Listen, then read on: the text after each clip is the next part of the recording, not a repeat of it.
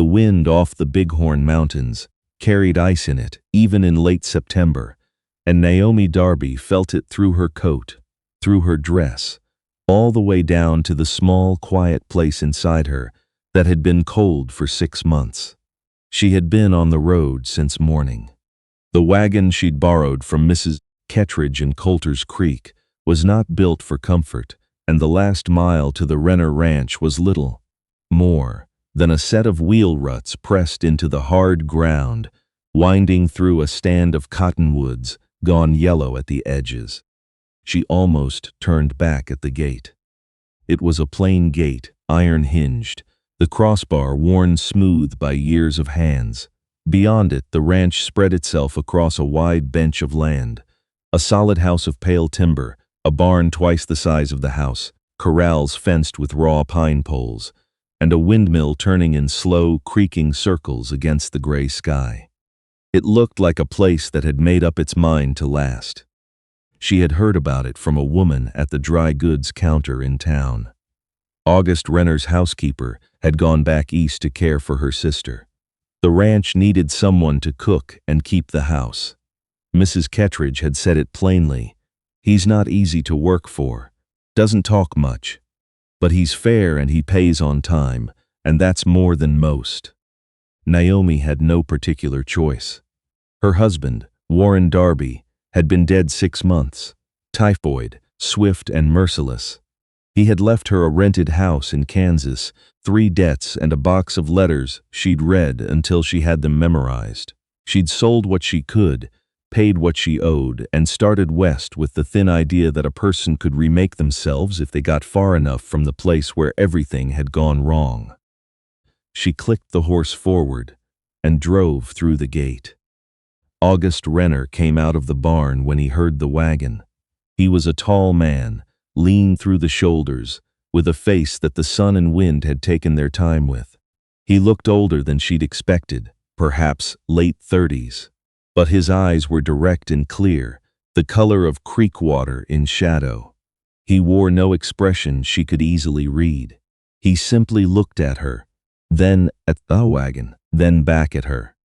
"Miss Darby," he said. His voice was low and unhurried. "Mrs.," she said, "though it's been some time." She climbed down from the wagon without waiting for help, her right hand, gloved, as it always was, gripping the seat's edge. "I understood you were in need of a cook and a housekeeper." "I am." He studied her a moment. She met his gaze and did not look away. "Can you cook?" "Better than most." "Can you start Monday?" "I can start now, if you'll show me the kitchen."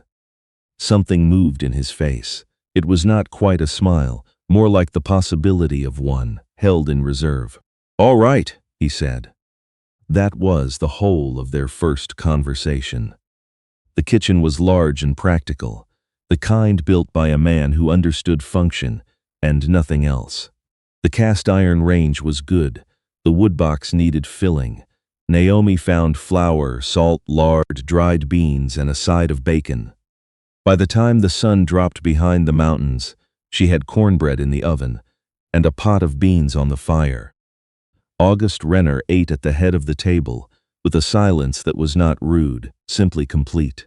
When he finished, he set his fork down. "That's better than it's been," he said. Then he pushed back his chair and went out to see to the horses. She washed the dishes in the lamplight, alone.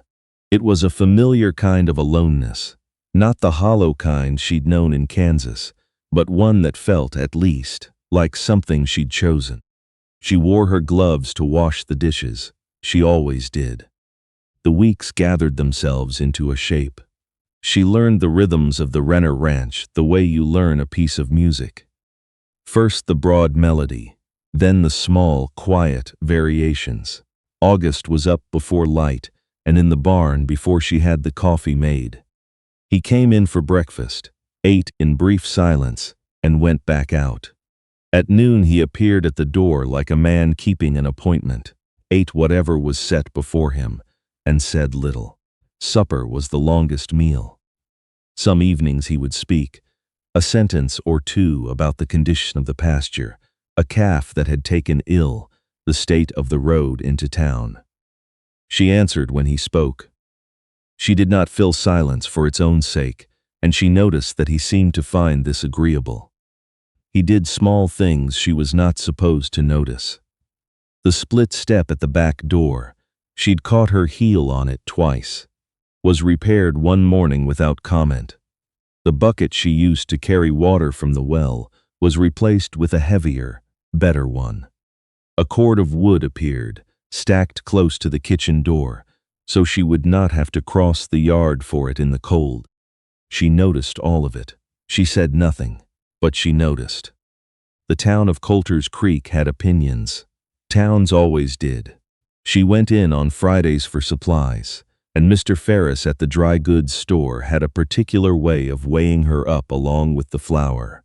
He was a careful man with a dry, knowing manner.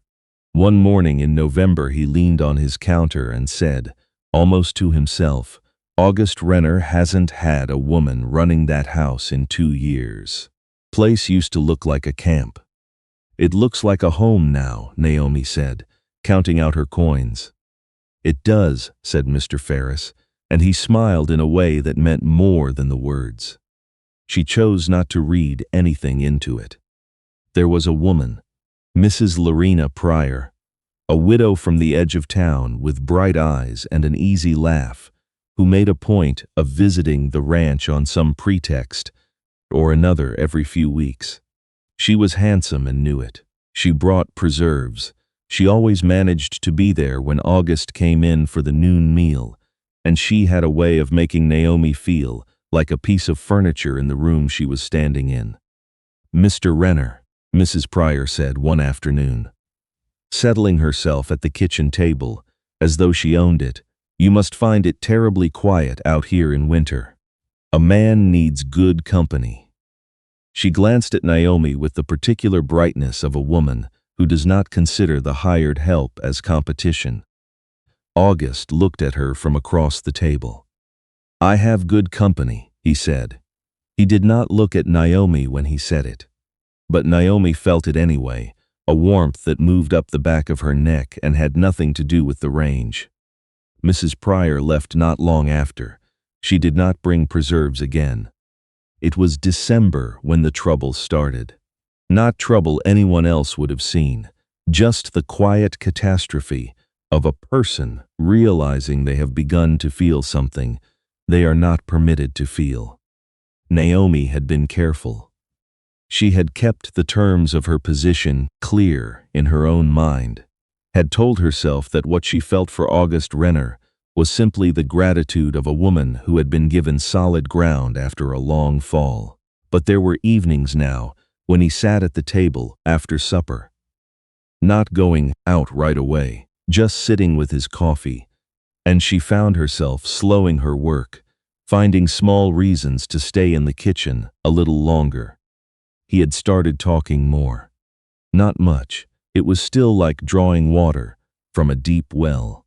Slow and deliberate, he spoke of his father who had built the barn, of a winter 20 years ago that killed half the cattle in the territory, of a particular ridge to the north that went red in October like nothing else he'd ever seen. One afternoon, when the first real snow of winter was coming down in thick, slow flakes, he asked her if she'd like to see it. She said yes, before she thought about it. They rode up through the pines on the 2 steediest horses in his string, their breath coming out in clouds, the snow muffling every sound until the world was as quiet as a held breath. The ridge opened onto a view that stopped her entirely, the valley below, the white peaks beyond, the sky a pale silver gold above the tree line. August pulled his horse alongside hers and said nothing for a while. Then, "My father used to say a man's work only means something if he's got someone to show it to." He was looking out at the valley, at the distant patch of brown and white that was his land. "I used to think he meant sons. Somebody to hand it down to, carry the name forward." A long pause. "I built this place with that in mind." The words moved through her like cold water. He wasn't looking at her, He was still looking at the valley. And there was something quiet and undefended in his face. The face of a man who has said a true thing without realizing what it cost the person beside him. She looked away. The ridge suddenly felt too open, too wide, too bright. The ride back to the ranch was quiet in a different way than before. The easy silence that had grown between them over weeks was gone. What replaced it was a careful, measured distance that she built deliberately and hated herself for building. She did not avoid him exactly, but she became more correct, more precise. She set his meals and withdrew. She answered his questions in complete, polite sentences and did not linger. If he noticed the change, he gave no sign. But she knew by now that he was a man who noticed things. She knew that the way she knew the weather, not because anyone had told her, but because she had been paying attention. 4 days after the ride, he came into the kitchen after supper and did not leave. She was at the table, not working, just sitting, her hands flat on the wood in front of her. She had taken her gloves off. She did that sometimes, alone in the evening, when the old scarring on her right hand and forearm ached from the cold. The burns ran from the backs of her fingers up past her wrist, skin that had been remade into something smooth and pale and wrong, pulled tight in some places, ridged in others. She'd had them for 7 years. She had long since stopped looking at them directly. She heard his boot on the threshold and reached for the gloves. "Don't," he said. She stopped. Her hand was halfway to the table's edge. The lamplight was particular and unavoidable. She made herself sit still. He came and sat down across from her. He did not look away from her hands. He did not look with pity or with that careful, studied neutrality that was always worse than pity. He simply looked, the way he looked at everything, directly, taking his time. "I was 19, she said. Her voice was level. She had rehearsed this 100 times in her own mind, though she had never said it out loud to anyone. "The barn at my parents' farm, a lamp got kicked over in the night." She paused. "I went back in for the horses." "Did you get them out?" "Both of them." She looked at her own hands, the right one, the wrong one. "I came out like this." A long silence settled between them. Outside, the wind pressed at the kitchen window. The fire ticked in the range. "Warren knew," she said. "My husband, he was a decent man. He never said a word about it." She felt something tighten in her throat. "But I always knew he saw it. The way he'd look when I forgot myself and reached for something without thinking. Just a small flinch. Just small." She pressed her lips together. "I have never stood in front of anyone else without covering them." She looked up at August Renner then, because she owed him the truth eye to eye. "I am not a woman a man can be proud of," she said. "Not in the way you mean. Not someone you stand beside in the light and show to the world." Her voice did not break. She was proud of that. "You spoke of sons, of carrying a name, of building something to give. I understand that, and I cannot fault you for it." She held his gaze. "If you'd like me to leave in the spring, I will go without a word of complaint.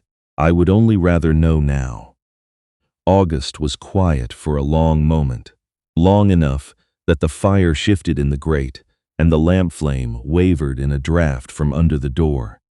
Then he reached across the table, not quickly, not dramatically, but with the same steady deliberateness with which he did everything, and placed his hands over hers. Both hands, the scarred one and the other. He held them without tightening his grip, just held them the way you hold something you are afraid of dropping.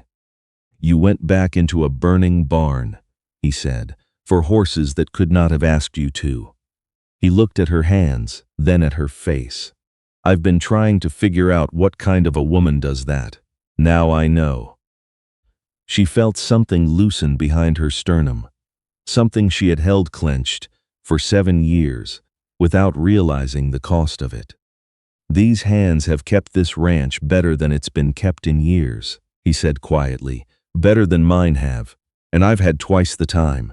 He turned her right hand over slowly, his thumb moving along the edge of the oldest scar, deliberate, unhurried, without flinching. "I am not a man who says things he doesn't mean, Naomi, so you listen to this one. I am—" His eyes came up to hers. "I am already proud. I have been for months. The only question I have is whether you'll let me keep on being." The tear that came was one she hadn't planned for. It moved down her cheek before she could stop it. He reached up and touched it away with one finger. The same careful gentleness he used for everything that mattered. "I would like very much," he said, "for you to stay." It was not a question. It was not a speech. It was the plainest and most total thing anyone had ever said to her. "Yes," she said. Her voice was barely above a breath. Obviously, yes. They were married in the spring, in the small church at Coulter's Creek, with Mr. Ferris standing up as witness, and half the town crowded into the pews. Naomi wore a dress the color of sage, and she wore no gloves. It was the first time she had stood in a public place with her hands uncovered, and she had expected the old shame to rise in her like a tide. It didn't come. August stood beside her with the particular stillness of a man who has made up his mind and is at peace with it. And when she said her vows, he looked at her the way he looked at his valley, like something worth every difficult mile it had taken to reach. 2 years passed.